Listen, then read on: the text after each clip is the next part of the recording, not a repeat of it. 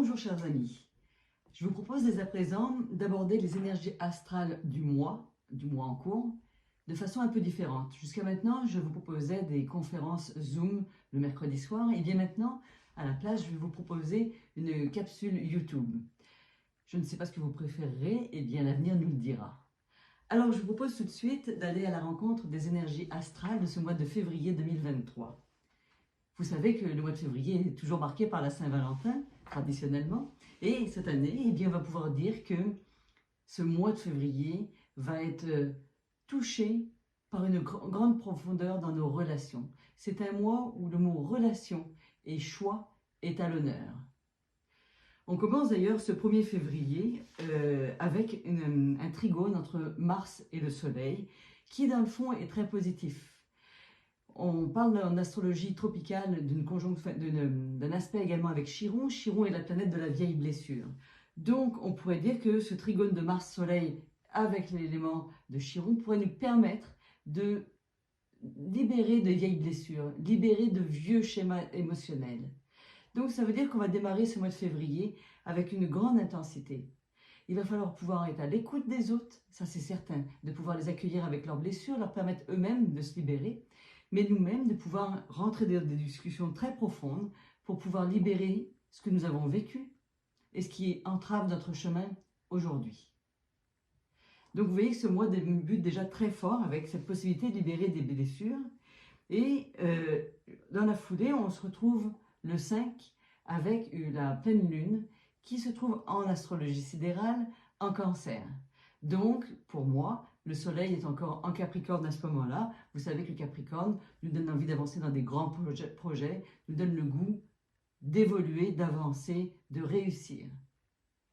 Avec la pleine lune qui sera donc à l'opposé, évidemment en Cancer, eh bien, on a en même temps ce côté de profondeur qui est mis en place. C'est-à-dire que la lune, vous le savez, en Cancer, elle est chez elle, elle est bien. C'est la bonne mère, c'est elle qui veut prendre soin de moi, soin des autres, etc. Elle est dans une constellation, dans l'astrologie védique toujours, qui dans le fond est la moins expressive. Donc c'est assez étonnant avec le soleil qui lui veut réussir de grands projets.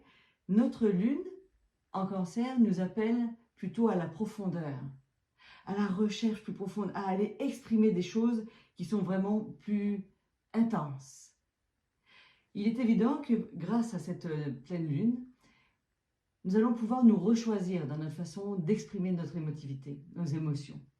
Alors évidemment, il faudra faire attention à ne pas en émettre trop, en beurrer épais, comme j'aime bien dire, mais il y a un moment où il faut aller chercher cette profondeur-là. On va dire que ce mois de février, en réalité, est tout de même marqué par l'approfondissement de la relation, surtout pour les relations amoureuses, vous allez voir, on va en parler. Donc, c'est vraiment un mois ou une pleine lune ou un nouveau départ où on nous propose de se rechoisir, mais aussi de rechoisir la relation que nous avons avec les autres.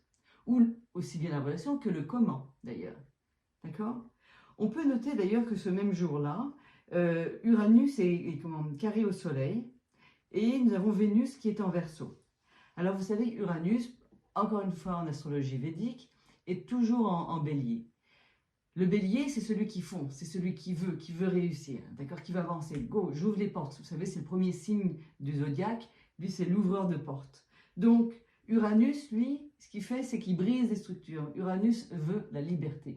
Dans l'astrologie tropicale, d'ailleurs, il dirige le Verseau, qui est ce signe de l'altruisme, de la liberté, des nouvelles possibilités, des nouveaux projets, de la technologie, on va dire, surtout. Des avancées, des grands progrès. Donc, Uranus, qui lui veut briser ses structures pour créer quelque chose de nouveau, eh bien, est à ce moment-là carré au Soleil. Donc, avec une Vénus qui est en Verseau et qui nous parle d'altruisme, il est évident que le Soleil, voulant briser les structures de son existence, va proposer quelque chose de nouveau. Donc, il est probable que vous allez vous rechoisir, vous-même avec vous-même, que vous allez rechoisir votre couple, ou pas d'ailleurs, et rechoisir les gens qui vous entourent, dans le fond. Au même moment, Mercure se retrouve en conjonction avec Pluton. Alors, dans les dates, je les avais marquées, c'est aux alentours du 10 février. On a une conjonction de Pluton et Mercure en Capricorne. Alors, je vous l'ai dit tout à l'heure, le Soleil en Capricorne nous donne envie d'avancer et faire des projets nouveaux, mais le Capricorne, c'est aussi le signe, pour moi, du gouvernement, des grosses sociétés, de la société en général. Avec Mercure qui est là, Pluton, c'est le pouvoir par la même occasion. Alors, Pluton en Capricorne, c'est le pouvoir plus, plus, plus. Et puis ça, c'est des transits qui sont générationnels. Ce n'est pas des transits qui durent une journée ou deux. Pluton est là pour un certain nombre d'années. Et à mon humble avis, je considère toujours que tant et aussi longtemps que Pluton sera en Capricorne, et on en a au moins jusqu'en 2030, je pense, si je me rappelle bien, il sortira mais il reviendra, eh bien ça veut dire que le pouvoir, l'État aura une grosse emprise sur notre vie en termes généraux. Et personnellement, je considère que c'est après tout ça que nous rentrerons dans l'ère du Verseau. Mais ça n'engage que Valérie Dalle et son avis personnel par rapport à mes connaissances, par rapport à ce que je vois, ce que je ressens. Donc, Mercure et Pluton, enfin, en conjonction avec Pluton, eh bien, il faut faire attention. Il faut faire attention à ce qu'on signe, il faut faire attention à ce qui est fait, il faut faire attention de ne pas se faire abuser. Il se pourrait aussi qu'au niveau mondial ou gouvernemental, etc., nous ayons des nouvelles déplaisantes à recevoir. Il se pourrait, pourquoi pas, qu'on nous dise des choses qui reviennent comme avant, des choses qui déplaisent complètement. Il faudra vraiment faire attention à cet abus. Si vous devez signer des contrats, regardez-les à deux fois, regardez bien, et on ne parle pas d'un Mercure rétrograde, là. On parle de cette conjonction de pouvoir. Donc, il peut y avoir abus de pouvoir à cette période-là. D'accord? C'est ça. Donc, et donc, attention également aux fausses promesses, évidemment. Ensuite, nous allons passer à la phase suivante, qui est le 15 février, où là, on va rentrer dans des situations beaucoup plus agréables. C'est-à-dire qu'on va se retrouver avec un Neptune qui est en conjonction avec Vénus. Neptune est en Poisson, c'est déjà très neptunien, en Poisson, donc il est déjà chez lui. Et Vénus, c'est donc la maison de l'amour, des plaisirs, etc. Et les deux se retrouvent dans le signe le plus spirituel. Donc, on pourrait très bien dire que on va avoir une ambiance extrêmement romantique. Alors, ça tombe bien, c'est au moment de la Saint-Valentin. Donc, ceux qui se sont rechoisis, qui ont pris le temps d'aller chercher ce qu'ils voulaient, devraient pouvoir aboutir à cette Saint-Valentin à quelque chose de très beau et de très doux, de beaucoup plus intense en tout cas. En même temps, par la même occasion, quand on considère que on parle de comment ça s'appelle, du Poisson, eh bien, on va parler de la contemplation. La méditation est à l'ordre du jour, donc tout ça, c'est bien parfait. Après le 15 février, eh bien, nous allons avoir la nouvelle lune le 20 février. Et cette nouvelle lune, dans mon astrologie à moi, est en Verseau. Elle est en Verseau avec Saturne qui est là depuis le 17 janvier et qui va toucher la maison 11, donc celle des gains. En même temps, on aura toujours notre Vénus qui est en Poisson. Donc, on pourrait dire que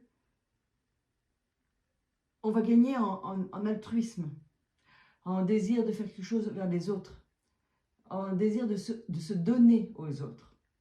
C'est très très bon parce qu'en même temps, je vous dis avec Vénus qui est en Poisson, on y a aussi Jupiter. Donc, toute cette méditation, toute cette exaltation que nous avons va être très importante. Et quand on parle d'exaltation, justement, Vénus est en Poisson, il est en exaltation. Qu'est-ce que c'est l'exaltation pour vous le rappeler? L'exaltation, c'est l'endroit où une planète est le mieux placée. C'est là qu'elle se sent super bien.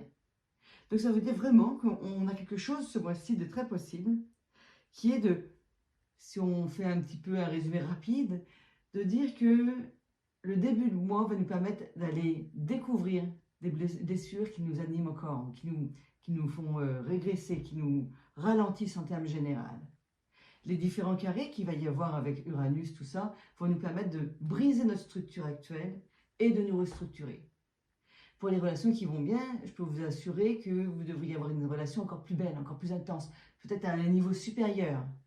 Maintenant, pour les relations qui ne vont pas bien, il est peut-être temps d'y mettre un terme. Parce que c'est vraiment une bonne possibilité pour ça. C'est vraiment d'aller transformer nos relations et éliminer celles qui sont devenues toxiques pour nous. C'est vraiment le moment opportun pour le faire. De toute façon, si vous ne voulez pas le faire, la vie s'en chargera pour vous. C'est quand même dommage parce qu'il me semble que de faire des choix, c'est toujours plus simple. De la même façon, ce que j'ai voulu vous dire auparavant, c'est qu'avec cette histoire de Mercure et Pluton, et vu les autres aspects où on est plus en contemplation, eh bien, c'est pas la peine d'aller au combat, d'aller se battre. Vous savez, on veut reprendre certaines manifestations, etc. Et on voit bien que ça n'aboutit pas quelque part. Pourquoi? Parce qu'actuellement, la clé, elle n'est pas à l'extérieur de nous, elle est à l'intérieur de nous. C'est en nous libérant de l'intérieur, en nous libérant de nos vieux patterns, en nous libérant de nos relations toxiques, que nous allons trouver cette nouvelle liberté. Essayez d'imaginer qu'on va retrouver cette liberté en manifestant à l'extérieur. Actuellement, c'est chimérique. De toute façon, quoi qu'il arrive, même si nos situations mondiales ne sont pas agréables, elles ne s'arrangeront pas cette année. Donc la liberté, allez la contacter à l'intérieur. Cherchez-la vraiment au fond de vous-même, parce qu'elle existe. La véritable liberté, c'est d'accueillir tout ce qui se passe comme une possibilité de rebondir, tout simplement. Et c'est vraiment ce que nous propose ce mois de février. Donc, c'est ça que je voulais vous dire, c'est que avec la nouvelle lune du 20 février en Verseau, eh bien, on va apprendre à se tourner vers les autres, mais pour bâtir ensemble ce que nous sommes en train de créer en nous, tout simplement. C'est ça. Donc, à partir de ce moment-là, surtout à partir du 21 février, alors qu'il y aura un Mercure qui fera un carré cette fois-ci avec Uranus, eh bien, on va commencer à faire des nouvelles expériences émotionnelles qui sont beaucoup plus puissantes. En résumé, et pour conclure cette rapide capsule, je pense que ce mois de février va nous permettre d'aller chercher une grande profondeur, d'aller chercher une nouvelle ouverture ou un nouveau type d'ouverture sur le monde, et d'augmenter de façon exponentielle notre rapport affectif ou nos rapports avec les autres, de façon plus saine. En tout cas, c'est ce que je vous souhaite. Je vous dis à bientôt, je reviendrai pour d'autres capsules. Et puis, merci de vos commentaires sur ma nouvelle proposition. À bientôt.